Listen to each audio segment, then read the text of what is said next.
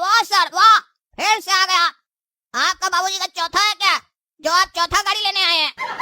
अरे बाबूजी साथ में है, फालतू बात मत करो, नहीं तो दूसरा शोरूम से ले लेंगे। अरे सर बुरा मत मानिए, मजाक कर रहे थे। उस दिन मेरा स्टाफ बोला था ना कि चौथा गाड़ी अपना बाबूजी का चौथा कर लीजिएगा, तो वही सोचे कि एक बार हम भी बोल देते हैं, कहीं मेरा बोलने का स्टाइल ज्यादा अच्छा लगे आप लोग को। अरे स्टाइल कम दो और 5 लाख के अंदर वाला गाड़ी दिखाओ। क्या बात है सर, इस बार 5 लाख का गाड़ी ले रहे हैं? आप कौन गाड़ी का डिमांड किया आपसे, आपकी पत्नी की है क्या?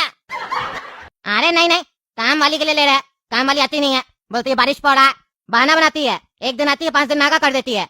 कहती है आपकी माँ तो खेत भी जाती है तो कार पे जाती है, हम लोग गरीब आदमी कैसे आएंगे इतना बारिश में या इतना धूप में, काले नहीं हो जाएंगे? हालांकि वो पहले से ही काली है, लेकिन कहती और काली हो जाएंगे। हमसे कह रही थी आप इतने पैसे वाले हैं, अगर आपके यहाँ काम करने वाला भी कार से आएगा तो आपका नाम बढ़ेगा। अगर वो नहीं आती है तो मेरी माँ और पत्नी को बर्तन साफ करना पड़ता है और घर का भी सफाई करना पड़ता है, इसीलिए उसको दिला रहे। क्या सोच है सर आपका, बड़ा पैसा वाला लगते हैं आप। काम वाली भी आपसे कार मांग रही था, 5 लाख का कार दिला रहे हैं। क्या सोच है सर आपका, मन कर रहा आपका गोड़ छू ले। अरे चुप करो तुम गाड़ी दिखाओ, और गाड़ी पापा ही के नाम से बुक होगा। अरे सर बाकी समय तो हमको समझ में आया कि आप अपना बाबूजी को, माँ को और दादी को कार दिलाना चाह रहे थे, तो आप अपने बाबूजी के नाम से कार लिए, और अपनी बाई को कार दिला रहे हैं तो भी बाबूजी के नाम से ले रहे हैं। क्या बात है, आपके पापा उसके भी पापा हैं क्या? अरे नहीं नहीं, जो मन मेरा बकवास मत करो। बाबूजी के नाम से दिला रहे इसलिए ताकि बाबूजी का नाम हो, हमको बाबूजी का नाम करना है। सब उनको फटीचर गरीब बोलता था, सबको पता चलना चाहिए मेरा बाबूजी अब सेठ हो गया, सेठ।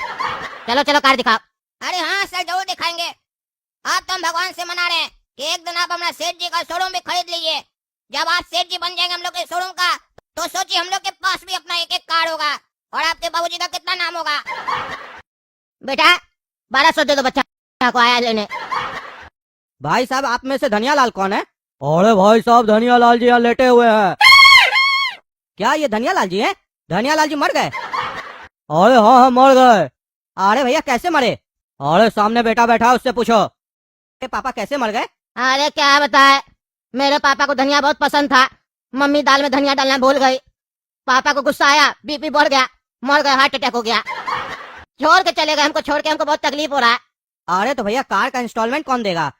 1 महीना से ऊपर हो गया है, अभी तक पैसा नहीं आया है। हम बैंक से आए हैं, लोफर बैंक से। फाइनेंस कराए थे ना आपके बाबूजी, कार लिए थे तो। आपके बाबूजी के नाम से 4 गाड़ी है, सबका ईएमआई चल रहा है, पर एक का भी पैसा नहीं आया अभी तक, 1 महीना हो गया है। अरे यार यहाँ मेरा बाबूजी मर गया, बाबूजी मर गया, तुमको इंस्टॉलमेंट का पड़ा है? इंस्टॉलमेंट का पड़ा है, हमको नहीं पता कुछ भी, मेरा बाबूजी क्या लिया क्या नहीं लिया, मेरा बाबूजी मर गया, बात खत्म, कोई इंस्टॉलमेंट नहीं जाएगा, जाओ ऐसे जाओ। अरे सर ऐसे गुस्सा से मत बात कीजिए, कैसे नहीं इंस्टॉलमेंट जाएगा?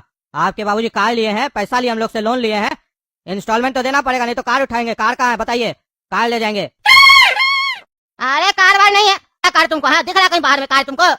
मेरा बाबूजी मर गया, तुमको कार चाहिए? नहीं है कार, हमको नहीं पता मेरा बाबूजी क्या लिया नहीं लिया। झोपड़पट्टी में रहने वाला कार लेगा है, और लिया भी है तो आदमी मर गया, बात खत्म हो गया। महीने के बाद आया लेने के लिए, अब हम कहाँ से देंगे गरीब आदमी, जाए से जाओ। अरे ऐसे कैसे चले जाएं? 4 गाड़ी लिया हुआ आपके बाबूजी के नाम से, ऐसे ही चले जाएं? एक 50 लाख का है, दूसरा 20 लाख का है, तीसरा 10 लाख का है, चौथा 5 लाख का है, ऐसे ही चले जाएं? अरे जा, मेरा दिमाग पहले से खराब है, नहीं तो हम मार देंगे, 2 अर्थी उठेगा यहाँ से। तुम बेटा आप कोर्ट में मिलना, कोर्ट में तुमको बताएंगे अर्थी कैसे उठता है। हाँ देख लेंगे, जाओ जाओ। आदमी खत्म हो गया, पैसा लेने आया, पैसा के लिए जी रहा है लोग, यहाँ आदमी खत्म हो गया, जाओ। हाँ वकील साहब बताइए क्या केस है आज का? जज साहब ये जो लड़का है जो कटघरे में खड़ा है, ये बहुत ही बड़ा मास्टरमाइंड है। इसने अपने बाप के नाम पर टर्म इंश्योरेंस लिया था 1 करोड़ का, और बाप के मरने के बाद इसने वो पूरा पैसा इंश्योरेंस कंपनी से ले लिया। और बस इतना ही नहीं, मेडिकल इंश्योरेंस भी लिया था इसने अपने बाप के नाम पर। और मुझे पूरा विश्वास है कि इसने डॉक्टर के साथ मिलकर वहाँ पर भी घपलाबाजी की होगी, ज्यादा का बिल बनवाकर पेमेंट ले लिया होगा। उल्टा सीधा इल्जाम मत लगा मेरे ऊपर, समझे? जो मन मेरा बकवास कर रहे हो। तुम लोग मेरे ऊपर केस क्यों किया? क्योंकि मेरा पापा कार का इंस्टॉलमेंट नहीं चुका पाया, इसीलिए किया हो ना? तो इधर उधर का क्यों बात कर रहे हो? मेरे पर्सनल मामला से तुम लोग का क्या मतलब है? जिस लिए केस किया उस बारे में बात करो, समझा दीजिए जज साहब इसको, फालतू का बात करके कोर्ट का समय बर्बाद कर रहा है। ओह तुमको मेरा समय का कदर है, धन्यवाद, हमको अच्छा लगता है जिसको मेरा समय का कदर होता है। लेकिन बेटा थोड़ा सा शांति रखो, अभी हमको मजा आ रहा है अपना समय खराब करने में, थोड़ा सा समय बर्बाद हो रहा है मेरा, लेकिन हमको ज्ञान मिल रहा है। हमको ज्ञान मिलता है ना तो हम अपना समय बर्बाद करते हैं। हम भी तो देखे तुम कितना बड़ा मास्टरमाइंड है। वकील साहब बोल रहे तुम मास्टरमाइंड है। मास्टरमाइंड लोग के बारे में जानना हमको अच्छा लगता है, नया नया बात पता चलता है ना, मेरा भी दिमाग बढ़ता है। हमको अपना दिमाग बढ़ाने दो, बीच में मत बोलो। खाली अकेले अकेले तेज बन के घूम रहे हो तुम मार्केट में, हम लोग बुड़बक रह जाए। हम लोग को भी मास्टरमाइंड बोलेगा तब सब कोई। हाँ वकील साहब कंटिन्यू कीजिए। तो जैसा कि जज साहब मैंने बताया कि ये बहुत बड़ा मास्टरमाइंड है, टर्म इंश्योरेंस का पैसा खा गया है और मुझे पूरा यकीन है कि मेडिकल इंश्योरेंस का भी इसने पैसा खाया है। और जहां तक बात है ये सब बात मैं क्यों बता रहा हूँ आपको, तो आपको तो पता ही होगा जज साहब। पहले मैं इनका कैरेक्टर आपके सामने ला रहा हूँ कि ये किस तरीके का कार्टून है। अब मैं आता हूँ मेन मुद्दे पर। इसने अपने बाप के नाम पर 4 गाड़ी ली थी शोरूम से और सारी गाड़ियों की डाउन पेमेंट करके इंस्टॉलमेंट बंधवाई थी, पर एक भी इंस्टॉलमेंट इसने या इसके बाप ने पे नहीं की। मुझे तो पूरा यकीन है कि इसे पता था कि इसका बाप मरने वाला है, इसीलिए इसने जानबूझकर सारी गाड़ियां अपने बाप के नाम पर ली, ताकि अगर बाप मर गया तो उसके बाद ये कंपनी को यही कहेगा कि पिताजी मर गए, अब मैं क्या करूं। आपको पता है जज साहब, जब इसके यहाँ लोफर बैंक से एक आदमी गया पैसे की इंस्टॉलमेंट के लिए बात करने के लिए, तो वहाँ इस लड़के ने उस बैंक के एम्प्लॉय के साथ बदतमीजी की, कहा तुमको जो करना है कर लो, कोर्ट में देख लेंगे। और इसके पास एक भी गाड़ी नहीं थी, सारी गाड़ी बेचकर पैसा खा गया होगा। अरे बाप रे वकील साहब, केस तो हम समझ गए, ये तो सही में मास्टरमाइंड निकला रे। क्या बात है रे बेटा, इतना बड़ा तुम मास्टरमाइंड निकल गया, क्या दिमाग लगाता है तुम लोग रे। रुको जरा, तुम्हारा हम हिसाब करते हैं, पहले हमको केस को अच्छे से समझने दो। वकील साहब हमको लगता है इसके साथ और लोग भी मिला हुआ है। इसको जो गाड़ी बेचा था ना, शोरूम वाला मालिक या स्टाफ जो कोई भी बेचा था, उसको भी कटघरे में बुलाया जाए, उससे भी थोड़ा बातचीत करना है हमको। अरे जज साहब जितनी बार भी गाड़ी बेची है काला कद्दू ने इनको बेची है। अच्छा, जितनी बार भी गाड़ी बेचा गया है काला कद्दू ने बेचा है, यानी काला कद्दू भी मिला हुआ होगा। काला कद्दू जी आइए जरा कटघरे में। हाँ काला कद्दू जी बताइए, कितना पैसा मिला आपको ये सब काम करने का। अरे जैसे हमको कोई पैसा नहीं मिला है, हम ईमानदारी से काम किए अपना सेठ जी का। ये जो लड़का बढ़िया बढ़िया कपड़ा और सोने का चेन पहनकर हम लोग का शोरूम में आया था अपना बाप के साथ और कहा कि हम बहुत पैसा वाला हो गए, इसीलिए अपना बाप को गाड़ी दिलाना चाहते हैं, इसीलिए हम गाड़ी दिए और ये डाउन पेमेंट भी किया। इसमें मेरा क्या गलती है। चलो एक गाड़ी तक तो समझ में आ गया, लेकिन ये कुछ ही दिन के अंदर तुमसे 4-4 गाड़ी ले लिया, तुमको उसके बाद भी नहीं समझ में आया। ये कुछ घपला कर सकता है, तुमको इसका इंक्वायरी करना चाहिए था, तुमने किया इंक्वायरी। अरे जैसा हम लोग का काम इंक्वायरी करने का नहीं है, हम लोग का काम है गाड़ी बेचने का, क्योंकि हम लोग सेल्समैन है। तो हमारे पास ग्राहक आएगा तो हम गाड़ी बेचेंगे, क्योंकि ऐसे भी गाड़ी आजकल कम बिकता है, पैसा कम हो गया, लोग के पास गाड़ी कम खरीद रहा है। तो हमारा सेठ जी हमको टारगेट दिया है कि जितना ज्यादा हो सके गाड़ी बेचो, इसीलिए तो हम लोग फाइनेंस करा कर देते हैं ताकि गाड़ी ज्यादा से ज्यादा बिके। और बैंक वाला लोग ऐसा लोग का चक्कर लगाए और हम लोग सारा इम्पोर्टेंट केस छोड़ के इसी सब पे बहस करें ना। देखिए जैसा हम लोग का कोई ऐसा टेंशन नहीं रहता है, हम लोग का काम रहता है गाड़ी बेचने का। ये लड़का मेरे पास है और हर बार नया नया बहाना बनाकर गाड़ी लेकर गया। कभी कह रहा था बाबूजी को गिफ्ट देना है, कभी कहता माँ को गिफ्ट देना है, माँ जाएगी खेत में मॉनिटरिंग करने 20 लाख का गाड़ी में। फिर बोलता हमारा दादी जी को गुस्सा लग गया, जलन हो गया तो उसको गाड़ी देना 10 लाख का। फिर उसके बाद बोलता हमको काम वाली को भी गाड़ी देना 5 लाख का। तो ऐसे करके लिया, थोड़ा तो शक हुआ सर हमको, पर हमारा काम शक करना नहीं है, क्योंकि हम पुलिस वाला नहीं है ना सर। मेरा काम है देश को आगे बढ़ाना। क्या बात कर रहा है, तुम्हारा काम है देश को आगे बढ़ाना, तुम कैसे देश को आगे बढ़ा रहा है। अरे सर यही तो फंडा आपको नहीं समझ में आ रहा है, क्योंकि आप सर जॉब कर रहे हैं, बुरा मत मानिएगा, पर हम लोग बिजनेस कर रहे हैं, बिजनेस को देख रहे हैं, सरकार की नीति को देख रहे हैं। कद्दूपुर की जो सरकार है क्या क्या नीति बनाई सबको देख रहे हैं, उसके हिसाब से हम लोग को पता है कि हम लोग के कारण भी कद्दूपुर आगे बढ़ रहा है। क्या बात कर रहा है, तुम भी मतलब हमको ज्ञान देगा, दो हम भी देखे कैसे भाई तुम लोग के कारण देश आगे बढ़ रहा। सर जो अब हम आपको बताने जा रहे हैं उसमें से काफी चीज आपको पता होगा। एक गाड़ी को जब हम लोग बेचते हैं ना, अगर वो 50 लाख का होगा तो कम से कम उसमें 20 से 25 लाख सरकार को जाता है टैक्स के रूप में। फिर उसके बाद जो गाड़ी लेता है वो जब अपने नाम पर गाड़ी कराता है, वहाँ पर पैसा देता है, टैक्स देता है, वहाँ का कर्मचारी लोगों को काम मिलता है। फिर उसके बाद जब वो रोड पर गाड़ी चलाता है तो वहाँ पर उसको पेट्रोल का जरूरत पड़ता है, फिर वो पेट्रोल खरीदता है, वहाँ पर पेट्रोल पंप वाले लोगों को काम देता है, और उस पर जो टैक्स लगता है फिर सरकार लेती है टैक्स।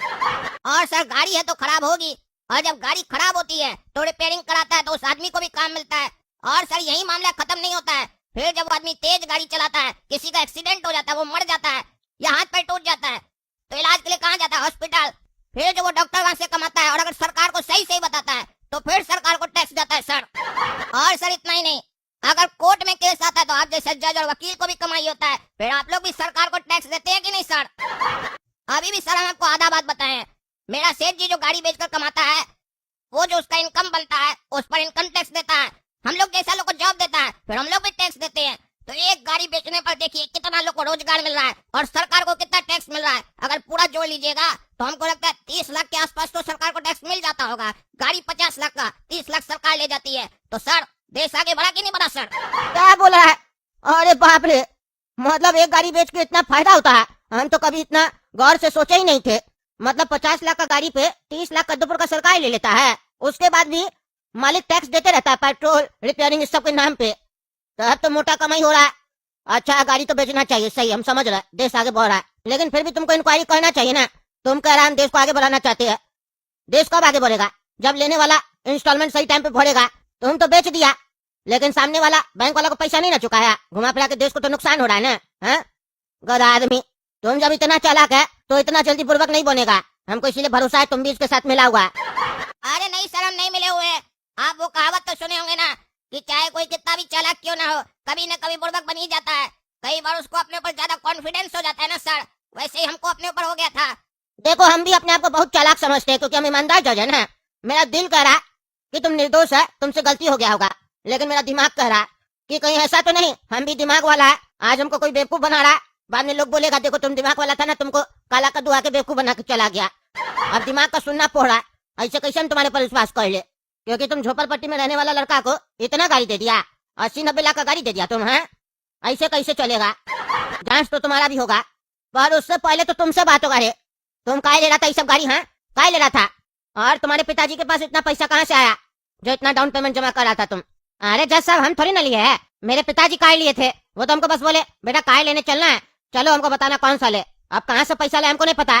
हो सकता है जमीन वमीन बेचे हो, और जमीन उनके पास था कि नहीं था ये भी हमको नहीं पता है। हमको बोले कार बताओ कौन सा अच्छा रहेगा, हम बता दिए, पूछ लीजिए इससे। हम इसको बोले क्या मेरे नाम से कार लेना है, बाबूजी के लिए लेना है, हम इसको बोले थे कि नहीं बोले थे? और आप देखिए मेरे ऊपर केस कर दिया और आप हमसे सवाल जवाब कर रहे हैं। हम निर्दोष है जैसा, हमको छोड़ दीजिए, गरीब आदमी हम। अरे जज साहब, ये झूठ बोल रहा है। ये आकर शोरूम में बोला था कि हम बहुत पैसा वाला हो गए, अपना बाबूजी को आगे बढ़ाना है। मेरा बाबूजी बहुत गरीब था, उसको बहुत पैसा वाला बनाना है, इसीलिए गाड़ी दिला रहे हैं। आप बोल रहे हैं कि कार बाबूजी खरीदे हैं, और हमको नहीं पता कि जमीन बेचकर खरीदे कि कैसे खरीदे हैं। सर, ये झूठा है एक नंबर का। हमको तो लगता है कहीं से लोन लिया होगा और उसी लोन से गाड़ी खरीदा होगा। बहुत चालू आदमी हमको लग रहा है ये। ए भाई, तुम मेरे साथ आना तो कैबिन में। देखो रे बाबू, हमको पता है तुम गलत काम किया है, होशियार बन रहा है, इसीलिए हम तुमको कैबिन में बुलाए, समझे? तुम्हारे ऊपर बड़ा केस हो सकता है, ज्यादा दिन के लिए अंदर चले जाओगे, समझे? इतना बड़ा घपला की हो, सबको नजर आ रहा है, 2 मिनट नहीं लगेगा तुम्हारा झूठ साबित करने में, समझे? होशियार मत बनो। हम तुमको यहाँ इसलिए बुलाए है, अगर 2-4 लाख रुपया देके बचना चाहते हो तो दे दो, छोड़ देंगे, क्योंकि हमको सब समझ में आ रहा है तुम अपना पिताजी को मारा है ताकि तुमको पैसा का कमाई हो जाए। ये सब मेरे सामने मत करना एक्टिंग, समझे?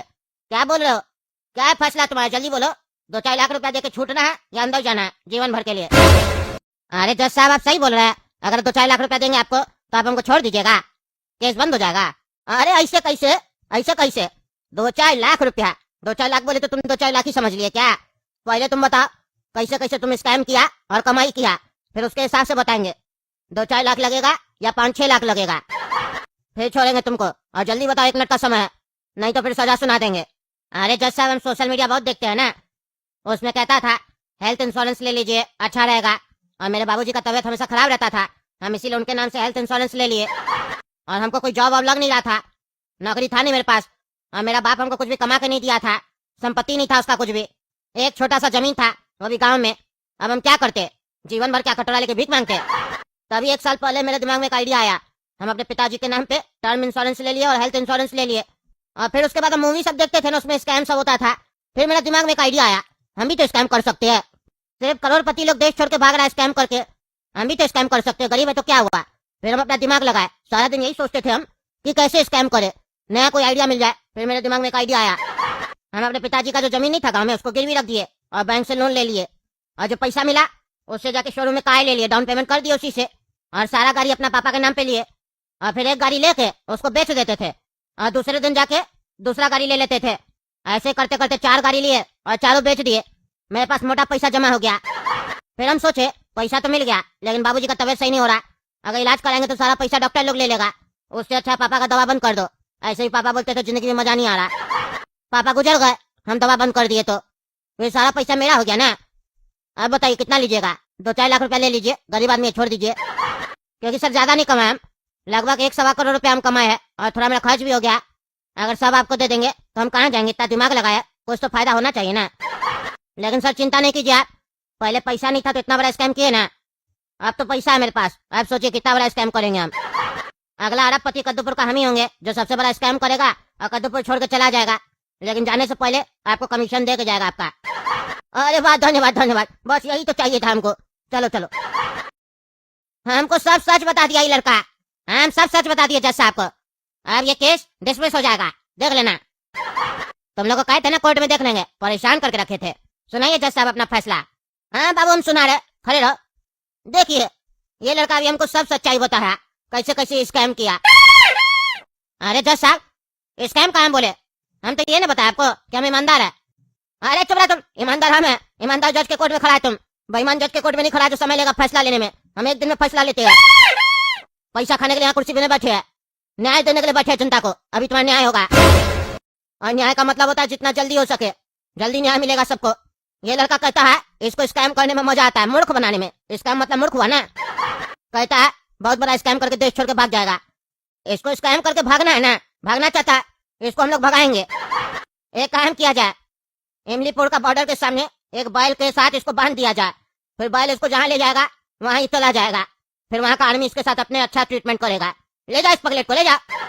अरे जैसा छोड़ दीजिए, माफ कर दीजिए। जब जाए से भागना है तुमको, भागो। और इसका जितना भी संपत्ति और पैसा है सब सीज किया जाए, और जिसका जिसका उसको वापस लौटाया जाए। और जिस डॉक्टर के साथ ये मिली भगत किया था, पैसा कमाया था, उसको भी अंदर किया जाए। मजा आया। ये वीडियो आप कद्दू जोक प्लेटफॉर्म पर देख सकते हैं।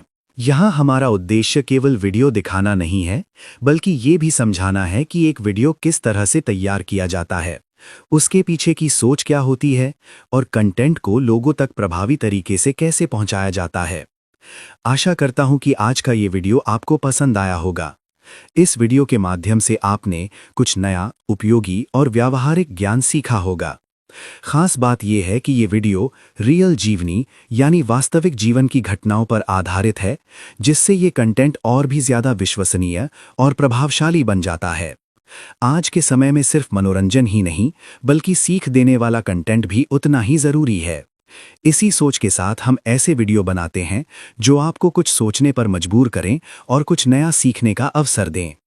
यदि आप भी इस तरह के वीडियो बनाना सीखना चाहते हैं, जैसे कि कहानी का चयन कैसे किया जाए, स्क्रिप्ट को सही तरीके से कैसे लिखा जाए और वीडियो को प्रोफेशनल ढंग से कैसे प्रस्तुत किया जाए, तो आप हमारा कोर्स खरीद सकते हैं। इस कोर्स में हम आपको शुरुआत से लेकर एडवांस लेवल तक पूरी प्रक्रिया को आसान भाषा में समझाते हैं, ताकि आप खुद का कंटेंट तैयार कर सकें और अपनी अलग पहचान बना सकें। इसके साथ साथ अगर आप चाहते हैं कि आपका नाम हमारे वीडियो में शामिल किया जाए, तो नीचे कमेंट बॉक्स में अपना नाम जरूर लिखें। जब एक वीडियो पर कम से कम 20 लोगों की कमेंट पूरी हो जाती है, तो अगले एपिसोड में चुने गए नामों को शामिल किया जाता है। आशा करता हूं दोस्तों कि इस वीडियो से आपने कुछ न कुछ उपयोगी और सकारात्मक अवश्य सीखा होगा। अगर वीडियो आपको अच्छा लगा हो तो इसे लाइक करें, अपने दोस्तों और परिवार के साथ शेयर करें और चैनल को सब्सक्राइब करके हमारा सहयोग करें। आपके सहयोग और विश्वास के लिए धन्यवाद। जय हिंद, जय भारत।